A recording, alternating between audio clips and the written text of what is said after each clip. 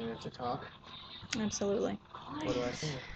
All right, everybody, this is Paranormal Sarah, and I am tuning in because I am a firm believer that in the world of the paranormal, there is no such thing as an expert. So part of being responsible is that if I have a question or if something comes up that I don't feel 100% on, that it's my responsibility to ask those questions and try and get answers from those people who might have more experience.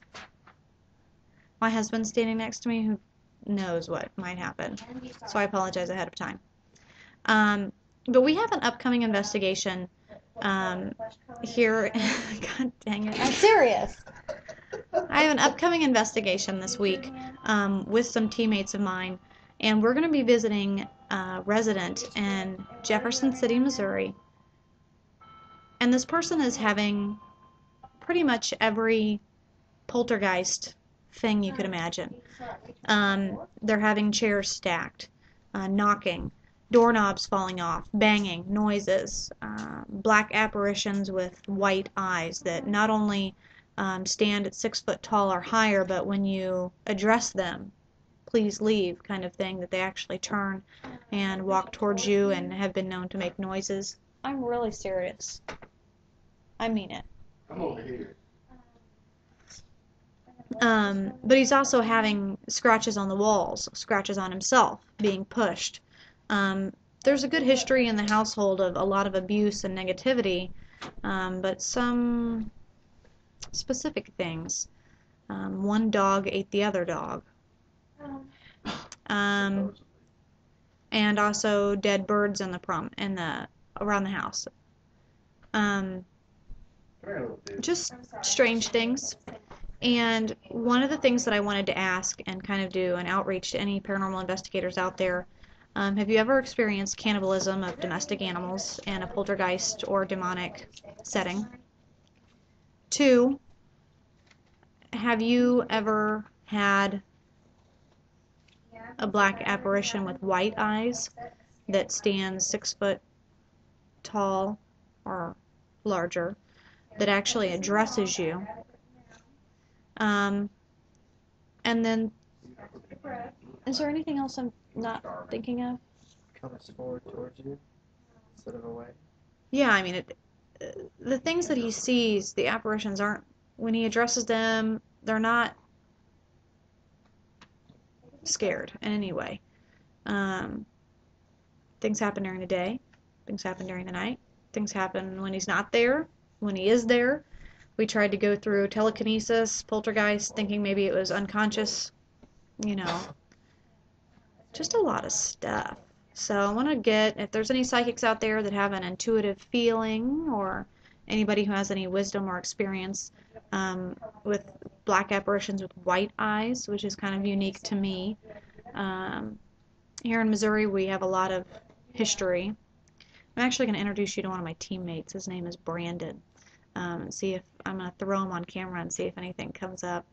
So wait. There he is. Hello. Hello. What do you think? What would be something that you would ask anybody that might have experienced something that is a question for you? Any history with mounds and mound people like we have in this area? The Mounds people. Mm-hmm. Native Americans. The Mounds people are a really, really old civilization that did mass burials. You know, how you expel something like that if the culture no longer exists and you don't have any way of knowing what metals to use or names to call out or something like that. What else? Good question. Maybe some kind of abnormal psychological illnesses that they've encountered and how it plays into their investigations and things like that. You know, other than depression or someone who's had a lot of death or abuse, you know, obviously you try and help them get mental health, but in this particular case it's happening to neighbors, it's happening to guests that arrive in the home, it's happening when he's not there. You know, but have you had that play in? Have you later found out that someone was depressed or schizophrenic or had, you know, any PSI type abilities? My husband's being the skeptic that he is, those of you that know him. But if anybody has any advice, obviously we understand the precautions going into something like this, the risks that are going to be taken, what we're going to do to protect ourselves, our loved ones, our family members, and our own homes. Very serious. And that's why we're asking for any advice or suggestions on maybe something you've experienced. So let us know. Any last words? Um, yeah, any help is good because we need help we can get with this one. Any help is good. We need your help with this one. Definitely send prayers our way and for our client. We're keeping everything confidential, so you'll probably never hear about anything, where it is, who he is, or even the resolution that we come to. But, even those people who choose to keep it professional and discreet need just as much help as the next person. So, anything, Kendra, that you want to add?